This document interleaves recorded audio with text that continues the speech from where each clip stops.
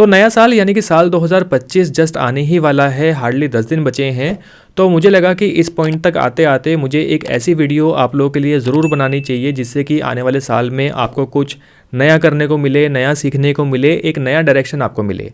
वो कभी कभी होता है ना कि हम एक ही लाइफ में, एक ही जैसी ज़िंदगी में इतना ज़्यादा बिजी हो जाते हैं या फिर मैं कहूँ कंफर्टेबल हो जाते हैं कि कुछ भी नया करने का दिमाग में आता ही नहीं है और सब कुछ वैसा ही रहता है जैसे कि पिछले साल था या फिर उससे भी पिछले साल था। तो बात करते हैं 5 ऐसी इन्वेस्टमेंट्स की जो मुझे लगता है कि अगर आपने 2024 तक आते आते अभी तक भी नहीं की हैं तो आने वाले ईयर में यानी कि 2025 में आपको ज़रूर ज़रूर ज़रूर कर लेनी चाहिए। आई एम प्रिटी श्योर कि ये इन्वेस्टमेंट्स आने वाले समय में आपके बहुत काम आएंगी। तो आइए जल्दी से स्टार्ट करते हैं। मेरा नाम है रंजन और आप देख रहे हैं योर एवरीडे गाइड। तो सबसे पहली चीज़ हमारे पास आती है invest your money in stock market. So first thing first, ये पॉइंट उन लोगों के लिए है जिन लोगों ने 2024 के अंत तक आते आते भी इन्वेस्टमेंट्स करना नहीं सीखा है, जिन लोगों को पता ही नहीं है कि इन्वेस्टमेंट्स कैसे करते हैं, जो लोग अपनी ज़िंदगी भर की जमा पूंजी, अपनी पूरी सैलरी, पूरी कमाई सिर्फ सेविंग्स बैंक अकाउंट में या फिर एफडी में रख के बैठे हुए हैं। मतलब इन पैसों से आप पिज़्ज़ा खा सकते हैं लेकिन समोसा खा के काम चला रहे हैं। क्यों भाई? कहने का मतलब ये है कि जिस पैसे को काम पे लगा के और पैसा बनाया जा सकता है, पैसे को ग्रो किया जा सकता है, उस पैसे को आप सेविंग्स बैंक अकाउंट या फिर एफडी में डाल के उन पैसों की वैल्यू कम कर रहे हैं। सेविंग्स अकाउंट से आपको इंटरेस्ट कितना मिलता होगा? 2.75% का या मैक्सिमम 3% का। वहीं एफडी की बात करते हैं तो एफडी से आपको कितना इंटरेस्ट मिल रहा होगा?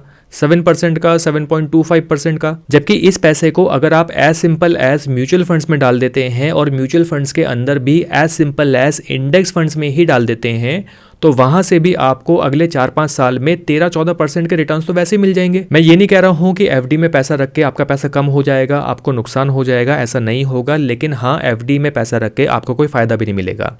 वो इसलिए क्योंकि एफडी का जो इंटरेस्ट रेट होता है वो लगभग उतना ही होता है जितना कि इन्फ्लेशन रेट होता है। तो एफडी में आपका पैसा कम रिस्क पे प्रिजर्व्ड रहता है लेकिन उस पैसे में कोई ग्रोथ आपको नहीं मिलती। तो एफडी में आपको इमरजेंसी का या फिर जरूरत भर का पैसा रखना चाहिए। मे बी वो 2 महीने की सैलरी हो या फिर वो 6 महीने की सैलरी हो, बाकी पैसे को आपको इन्वेस्ट करना चाहिए। अब यहाँ पर आप कमेंट करके ये मत कहना कि म्यूचुअल फंड्स में या फिर स्टॉक मार्केट की जो इन्वेस्टमेंट्स होती हैं उन पे टैक्स काफी ज्यादा पे करना पड़ता है, रिस्क भी बहुत हाई होता है। इनफैक्ट एफडी में जो आपको टैक्स पे करना पड़ता है, म्यूचुअल फंड्स में या फिर स्टॉक मार्केट में जो लॉन्ग टर्म में आपको गेन्स मिलते हैं, प्रॉफिट मिलता है, उसके केस में आपको टैक्स एफडी के मुकाबले कम ही पे करना पड़ेगा। और रही बात रिस्क की, तो हाँ, स्टॉक मार्केट में रिस्क होता है लेकिन अगर एक बार आप स्टॉक मार्केट में पैसा इन्वेस्ट करना सीख जाओगे तो ये रिस्क आपको वर्थ टेकिंग लगेगा। ऑब्वियसली इसमें टाइम लगेगा। तो सबसे पहले तो आप स्टॉक मार्केट इन्वेस्टमेंट्स को समझें, क्या क्या इंस्ट्रूमेंट्स होते हैं, कैसे इन्वेस्ट किया जा सकता है, आप उसको समझें। कुछ मेरी वीडियोस देखो, कुछ किसी और यूट्यूबर की वीडियो देखो, वीडियोस बहुत सारी हैं, फ्री में बहुत सारी नॉलेज आपको मिल जाएगी। तो आप सबसे पहले इस नॉलेज को गेन करो आने वाले साल में। सेकेंड इन्वेस्टमेंट आती है invest in building your financial profile. क्या आपने कभी ये सोचा है कि अगर कल को या आने वाले समय में आपको एक लोन लेना पड़ जाता है, लोन कैसा भी हो सकता है, लेट्स से होम लोन हो, ऑटो लोन हो, पर्सनल लोन ही क्यों ना हो, अगर आप एक पेरेंट हैं तो हो सकता है आपको अपने बच्चों के लिए एजुकेशन लोन लेना पड़ सकता है। तो जब आप उस लोन को अप्लाई करेंगे तो सबसे पहली चीज़ तो ये कि क्या वो लोन अप्रूव होगा।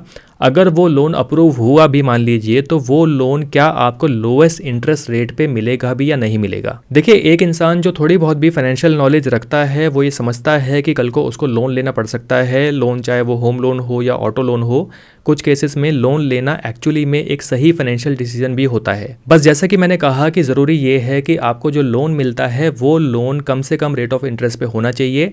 ऐसा नहीं है कि आपने लोन ले लिया 14% या 15% के रेट ऑफ इंटरेस्ट पे, आप जो इन्वेस्ट कर रहे हैं वो इन्वेस्टमेंट्स भी उसके बराबर नहीं पहुंच पाएंगे, तो आपका यहाँ पर अल्टीमेटली नुकसान ही होगा। तो फाइनली कहने और समझने की बात ये है कि लोन आपको लोएस्ट इंटरेस्ट रेट पे तब मिलेगा अगर आपका क्रेडिट स्कोर 700 या 720 से ऊपर का होगा। जितना हाई क्रेडिट स्कोर आपका होगा, 900 के जितना नज़दीक होगा, उतने ही कम रेट ऑफ इंटरेस्ट पे कोई भी बैंक जहाँ से भी आप लोन लेना चाहेंगे वहाँ से आपको कम रेट ऑफ इंटरेस्ट पे लोन मिल पाएगा। अब सवाल यहाँ पर यह आता है कि क्रेडिट स्कोर कैसे बनेगा, क्रेडिट स्कोर कैसे बढ़ेगा, 900 के आसपास के जो वैल्यू है वहाँ तक हम कैसे पहुँचेंगे, या एटलीस्ट 700 के ऊपर का क्रेडिट स्कोर हमारा कैसे बढ़ेगा। देखिए, मैं पहले भी अपनी वीडियोज़ में ये चीज़ कहता आया हूँ कि क्रेडिट स्कोर बनाने का सबसे सिंपल और आसान तरीका है कि आप एक क्रेडिट कार्ड जरूर यूज़ करें। क्रेडिट कार्ड को आप बिल्कुल वैसे यूज़ करें जैसे कि आप किसी डेबिट कार्ड को यूज़ करते हैं, यानी कि जहाँ पर भी आप डेबिट कार्ड से पेमेंट करते आए थे, फिर चाहे ऑनलाइन शॉपिंग हो, ऑफलाइन शॉपिंग हो, आप मॉल में शॉपिंग करते हैं, आप ग्रोसरी शॉपिंग करते हैं, हर जगह पर रिप्लेस कर दीजिए अपने डेबिट कार्ड को क्रेडिट कार्ड से। बस फर्क यहाँ पर यह होगा कि डेबिट कार्ड से पैसा आपके अकाउंट से इंस्टेंटली विड्रॉ हो जाता है, जबकि क्रेडिट कार्ड के केस में मंथ के एंड में एक बिल आता है जिस बिल की पेमेंट आपको करनी होती है। तो क्रेडिट कार्ड को अगर आप अपनी लिमिट्स में यूज करते हैं, सही डिसिप्लिन के साथ यूज करते हैं और जब भी उसका बिल जनरेट होता है उसकी बिल की अगर आप टाइमली पेमेंट कर देते हैं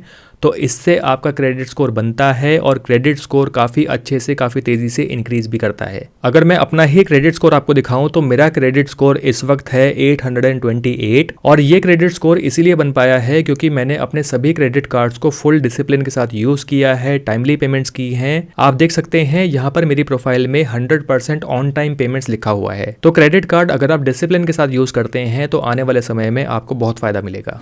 तो क्रेडिट कार्ड के इशुएंस की अगर हम बात करते हैं तो ऐसा नहीं है कि आपने आज कोई भी क्रेडिट कार्ड अप्लाई किया और वो क्रेडिट कार्ड आपको अप्रूव हो गया और मिल भी गया। हर किसी के केस में क्रेडिट कार्ड अप्रूव हो जाए ये भी ज़रूरी नहीं है, क्योंकि क्रेडिट कार्ड कंपनी भी क्रेडिट कार्ड देने से पहले सामने वाले की क्रेडिट वर्दिनेस देखती है।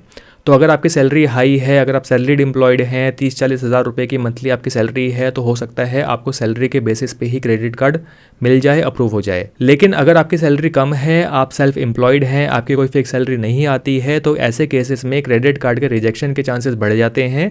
हो सकता है आपको क्रेडिट कार्ड अप्रूव ही ना हो। तो ऐसे केस में आपके सबसे ज़्यादा काम आते हैं एफडी क्रेडिट कार्ड्स, यानी कि आप एक एफडी करवाइए, उस एफडी के अगेंस्ट आपको क्रेडिट कार्ड इशू हो जाएगा। और ये जो एफडी क्रेडिट कार्ड आपको इशू होता है, इसकी जो क्रेडिट लिमिट आपको मिलती है ये up to 90% of your FD amount के बराबर की क्रेडिट लिमिट आपको मिल जाती है। यानी कि अगर आपने एफडी करवाई है 20,000 रुपए की, तो आपको यहाँ पर 18,000 रुपए की क्रेडिट लिमिट इस क्रेडिट कार्ड पे मिल सकती है। तो एफडी क्रेडिट कार्ड बनवाने का सबसे आसान तरीका आपके पास आज के टाइम पे है कि आप यूज कीजिए मैग्नेट एफडी क्रेडिट कार्ड। ये क्रेडिट कार्ड आपको 100% इंस्टेंट अप्रूवल के साथ मिलता है, without any income proof submission, without any documentation. बस आपकी जो एज है वो 18 साल से ऊपर की होनी चाहिए, आपके पास एक पैन कार्ड होना चाहिए और आपका जो आधार कार्ड है वो आपके मोबाइल नंबर के साथ लिंक्ड होना चाहिए। क्रेडिट कार्ड की अगर मैं बात करता हूं तो ये एक life time free credit card है, no annual fee, no renewal fee. इस एफडी पे आपको इंटरेस्ट रेट मिलता है 7% का and this FD is secured by RBI. Up to 10% के आपको रिवॉर्ड्स मिलते हैं on top of brand vouchers. Joining benefit आपको मिलते हैं 21,000 वर्ड से भी ज्यादा के।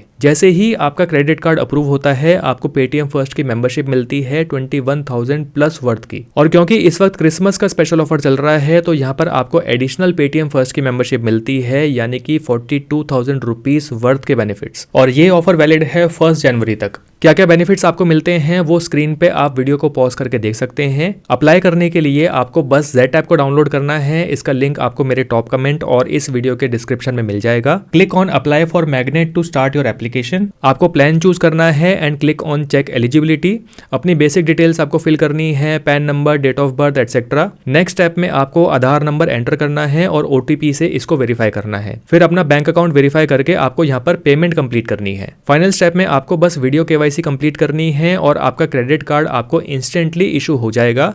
फिर आप इसको पर्सनलाइज कर सकते हैं, जैसा कि आप मेरी स्क्रीन पर देख पा रहे होंगे। तो मैग्नेट एफडी क्रेडिट कार्ड आप अप्लाई कर सकते हैं। इसका लिंक मैंने इस वीडियो के डिस्क्रिप्शन और अपने टॉप कमेंट में डाला हुआ है। बात करते हैं थर्ड पॉइंट की। थर्ड पॉइंट भी इन्वेस्ट करने के लिए ही है, लेकिन invest in building your financial vocabulary. Vocabulary का किसी भी लैंग्वेज में मीनिंग होता है कि उस लैंग्वेज में इस्तेमाल होने वाले टर्म्स, शब्दों का मीनिंग आपको पता होना चाहिए। तो सेम ऐसे ही जो फाइनेंशियल लैंग्वेज है, जो फाइनेंशियल टर्म्स हम यूज करते हैं, यहाँ पर भी ऐसी बहुत सारी टर्म्स हैं जो आपको रोजमर्रा की जिंदगी में सुनने को मिल जाएंगी।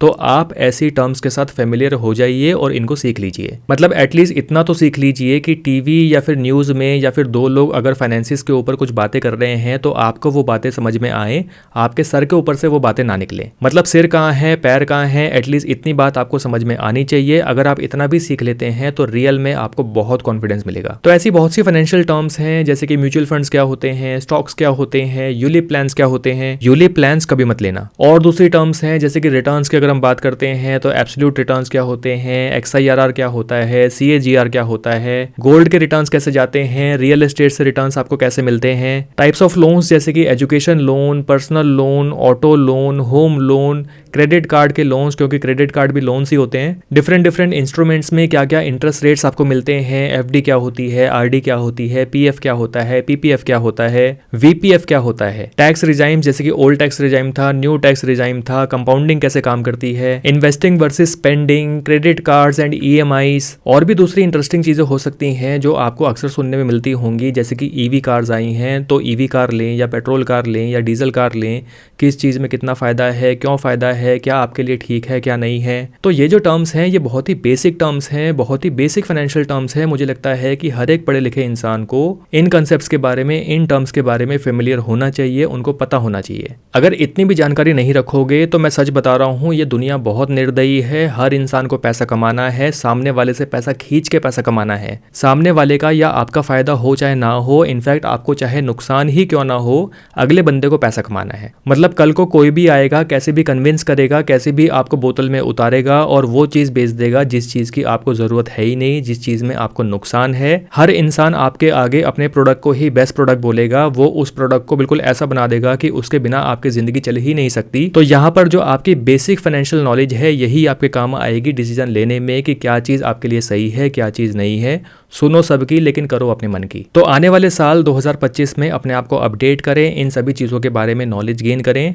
मेरी मानो सच बता रहा हूँ, बहुत कॉन्फिडेंस मिलेगा। फोर्थ इन्वेस्टमेंट आती है इन्वेस्ट इन योरसेल्फ। एक इन्वेस्टमेंट होती है जो लाइफ टाइम आपके साथ रहती है। इस इन्वेस्टमेंट में आप डायरेक्टली पैसा इन्वेस्ट नहीं करते, लेकिन आने वाले समय में ज़्यादा पैसा कैसे कमाना है, कोई अपॉर्चुनिटी अगर आपको मिलती है तो उस अपॉर्चुनिटी को कैसे पकड़ना है, ग्रैब करना है, ये सभी कुछ इस इन्वेस्टमेंट के जरिए आपको पता चलता है। और ये इन्वेस्टमेंट है इन्वेस्टमेंट ऑन सेल्फ इंप्रूवमेंट। देखिए, मे बी अभी आप एक स्टूडेंट हो या फिर आपने जस्ट अपना कॉलेज कंप्लीट किया हो, या फिर मे बी आप ऑलरेडी जॉब पे हो और अपनी जॉब को चेंज करना चाहते हो, या फिर अपनी सैलरी को ज़्यादा इंक्रीज करना चाहते हो। इन्वेस्टमेंट आप तब कर पाएंगे जब आपके पास पैसा होगा। अगर आपकी सैलरी ही उतनी है जितने आपके खर्चे हैं, यानी कि महीने के एंड तक आते आते आपके पास अगर कुछ बचता ही नहीं है, बचता भी है तो बहुत छोटा अमाउंट बचता है, तो मुझे लगता है कि इनिशियल लेवल पे अभी आपको थोड़ा सा रुकना चाहिए और अपने सेल्फ इंप्रूवमेंट पे आपको इस छोटे अमाउंट को खर्च करना चाहिए। देखिए, अगर आप आज के टाइम पे अपनी SIP करते हैं 5,000 रुपए की, और हम मान लेते हैं कि आपको 13% के रिटर्न्स यहाँ से मिलते हैं, तो अगले 5 साल में आपका जो टोटल कॉर्पस होगा वो होगा लगभग 4,20,000 या 25,000 रुपए के आसपास का। वहीं दूसरी तरफ अगर आप SIP करते हैं 5,000 की बजाय मान लीजिए 10,000 रुपए की, आप अमाउंट बढ़ा के अपनी SIP करते हैं,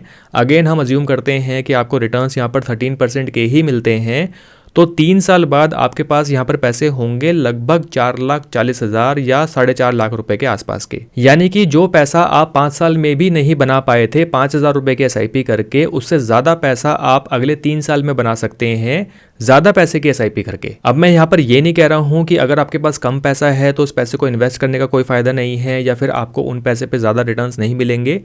इस चीज़ का ये बिल्कुल भी मीनिंग नहीं है। देखिए, ज़्यादा पैसा किसे कहते हैं, कम पैसा किसे कहते हैं, ये पर्सन टू पर्सन डिपेंड करता है। जो पैसा या फिर जो मंथली इन्वेस्टमेंट मेरे लिए बहुत ज़्यादा हाई हो सकता है किसी दूसरे के लिए वो बहुत कम हो, या फिर जो इन्वेस्टमेंट मुझे आज के टाइम पे बहुत छोटी लगती है या कम लगती है, हो सकता है वो किसी के लिए ज़्यादा हो। तो कम ज़्यादा की जो डेफिनेशन है ये इंडिविजुअल टू इंडिविजुअल डिपेंड करती है। अगर आप आज अपने नॉर्मली जो भी खर्चे आपके हैं उन खर्चों को कंप्लीट करने के बाद कुछ पैसा बचा पाते हैं तो उस पैसे को आपको इन्वेस्ट कर लेना चाहिए। लेकिन जैसे कि मैंने कहा कि अगर आप बिल्कुल करियर की इनिशियल स्टेज पे हैं, आपने जस्ट अभी जॉब करना स्टार्ट की है, तो मुझे लगता है कि आपको अपनी जॉब पे, अपने करियर पे पहले फोकस करना चाहिए, जिससे कि आपकी जो सैलरी है उसको आप इंक्रीज कर पाएं, और जितनी ज्यादा आपकी सैलरी इंक्रीज होगी उतना ही ज्यादा पैसा आप इन्वेस्ट कर पाएंगे, विच इन टर्न आपकी जो इन्वेस्टमेंट्स है उसको काफी तेजी से ग्रो करेगा। अक्सर ऐसे वीडियोस पे मुझे बहुत से समझदार लोगों के कमेंट्स देखने को मिल जाते हैं कि फ्यूचर के बारे में सोच के हम अपना आज का दिन खराब क्यों करें, जिस पैसे से हम आज के टाइम पे मौज मस्ती कर सकते हैं उस पैसे को हम बचा के फ्यूचर के लिए सेव करके या इन्वेस्ट करके क्यों रखें। मतलब उनका लॉजिक होता है कि कल किसने देखा है, कल के लिए पैसा कौन जोड़े, हम तो आज ही खर्च करेंगे। तो देखिए, मौज मस्ती करने वाले, पैसा खर्च करने वाले वो पैसा खर्च करेंगे, उनके पास पैसा ना कभी जुड़ेगा, ना वो पैसा कभी इन्वेस्ट होगा,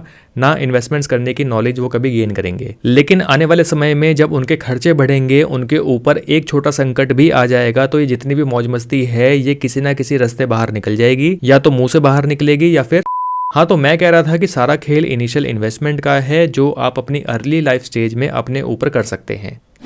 तो आने वाले साल के लिए यानी कि 2025 के लिए मेरा आपके लिए यही सजेशन होगा कि सबसे पहले तो आप जिस करियर में हैं उस करियर से रिलेटेड कुछ बुक्स हैं उनको पढ़िए, अपने आप को स्केल अप कीजिए। साथ ही साथ मैं आपको यहाँ पर कुछ बुक्स सजेस्ट करना चाहूँगा जो मुझे लगता है कि हर एक इंसान जो पैसा कमा रहा है या पैसा कमाना चाहता है, अपनी लाइफ को इम्प्रूव करना चाहता है, उनको ये बुक ज़रूर पढ़नी चाहिए। सबसे पहली और सबसे आसान बेसिक फाइनेंस के ऊपर बुक है, ये है रिच डैड पुअर डैड, जिसका नाम आपने अक्सर सुना होगा।